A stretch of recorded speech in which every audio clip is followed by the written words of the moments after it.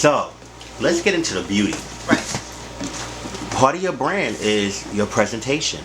From your hair to your makeup, your lashes, what you put on, whether you're dressed up or dressed down. Right. Like people don't, like a lot of people hit me up and they were loving the picture I posted the other day because you was like, I guess we'd say Banji cunt. You was it was regular. What you mean? Like what picture? Oh, like yeah, at from the boat boat night. night. Yeah. Yeah. And I'm when a young girl's like, oh, I'm so shocked. She's so regular. She said it to me. I'm like, yeah. You know, I guess it was so shocked. They always see you so, but you were still sitting, but you were just regular. I am the biggest fan of sweatpants. Like I swear, in the last month or two, I have bought more than 10 pair of like assorted sweatpants because it's just, for me, it's like if I'm comfortable, then I'm comfortable. Like I kind of. Like now me putting it on or getting done up or kind of pulling it, as we say, is a task. Like it's for something, like when I have to do something, like if I'm not about to go out somewhere or to do something important, like yes, a crop top, some sweatpants, a snapback. Like speaking of comments, I had kind of ran across a comment where a girl was like, why are you dressing like a boy? Because you used to be a boy. And then, like, bitch, what? Because I have on sweatpants and a crop top or like a snapback. Like, you think that I was in like a suit, and I mean, still there's suits for women. Like, I'm just so sick of the gender roles and the guidelines and having to be this specific something. Like, if I want to go put on, I mean, whatever I want to wear, I should be able to wear and still not have that kind of determine what type of person I am. Like it's 7 days in a week. Like I could dress differently each day of the week, and you're gonna tell me that each day you're gonna label me or put me in something. I'm still me. Like. So let's start with the hair. Right.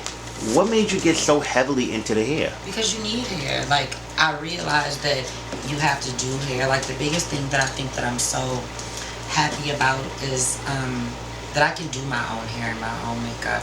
And the reason why that makes me so happy is because it is such a big deal. Like, you know what I mean? If you're out, or say if you have kind of limited time, or I just consider it to be like a blessing to be able to pull myself together on my own. Because there are a lot of beautiful girls, but if you tell them, bitch, you have 10 minutes and the only thing you have is a sponge and a pencil, it's game over for them.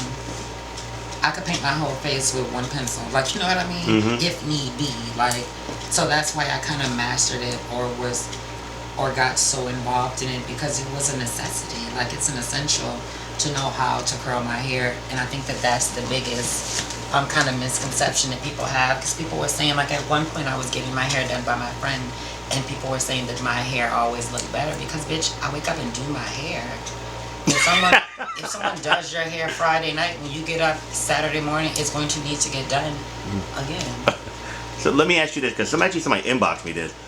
How did you learn to be, they said, the best at the lace closure? It's crazy because I actually stumbled upon it late. I was in Atlanta with my girlfriends Tiffany and Vanessa, and we were getting ready to go out, and I saw them kind of like sliding their hair on the mirror and like spraying all this stuff, and they just had long, like I love laces because you could do this. Like, I feel like that's just the best part about a lace to me, to be able to just play in your hair. And I see if I fuck come my a little hair, closer, they can kind of see. But that's why I got so intrigued in it, because I was there with a blend with my real hair, and then at the time my hair was platinum blonde. So my real hair was platinum blonde, and it was fried and dyed and laid to the side. So to see my girlfriends just kind of simply clean this thing and tack it down, and then just have these white girl hairlines, like I needed to know. And I just kind of played in it, like with everything that I do, as far as like the hair, the makeup, the glamour, or just like anything, it's growth. Like I've been trying it. Like I'm not afraid to experiment. I'm not afraid to try something new. Like, it's just, you have to kind of play with it. That's all.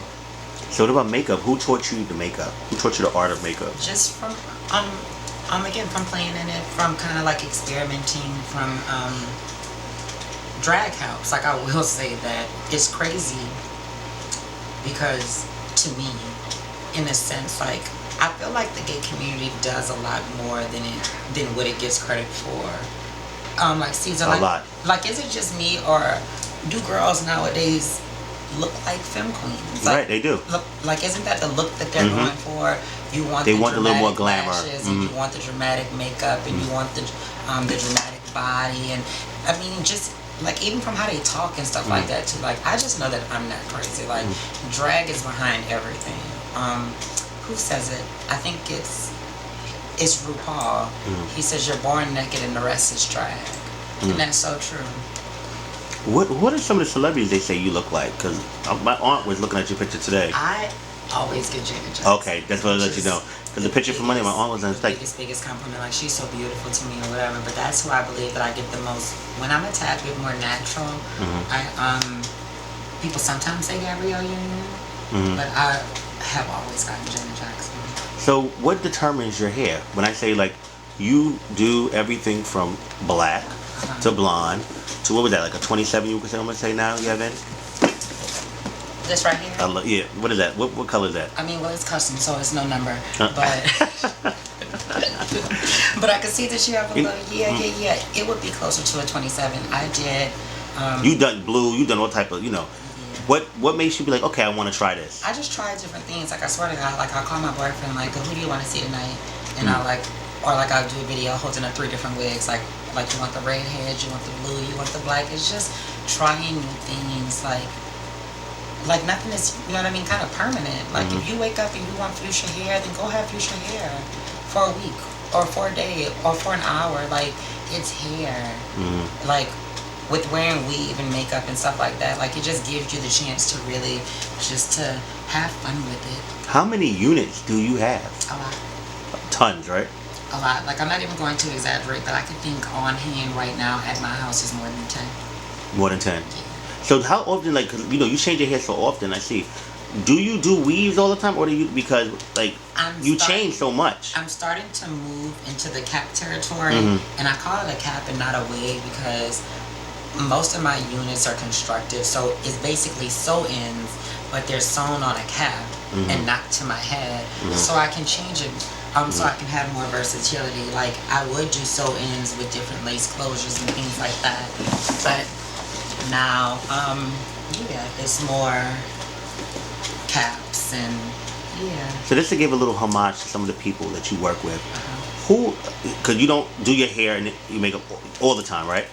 Right. Who are some of the people that you could give your props, they are part of your glam squad, you could say? Your skirt is so funny. Okay, I would say, well, first, today, my makeup. I would love to say thank you to my best friend, Vanessa. She is actually doing her thing with her Manufactured by Nessa. She did my makeup. What is it called today. for the people? It's called Manufactured by Nessa, and you can follow her on Instagram. And she actually did my makeup today. I have my friend at home, Boom. Oh, not to cut you, but it's like more. So today it's like very natural, like this very right. I mean, that's the look that she was going for, honestly. So she is that her style to go very natural beat, or she can no. go to array. I actually had to tone Nessa down. I told her that I wanted my very fishy interview look. And that's what I got to do. Okay. So, all right. Yeah, she did her thing. Like that's my girl.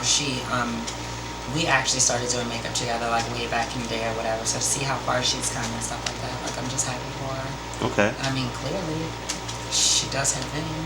So who's some other makeup artists that you've worked with that are known, or that really you let them touch your face? I love Japan. I like Japanese faces. I love Boom, like Beat by Boom from New Orleans. I worked with Manny from Atlanta. I've worked with a few different makeup artists or whatever. I'm really critical because I know that I can do my face. So my biggest fear is having someone do my makeup and it's not as pretty as if I did it.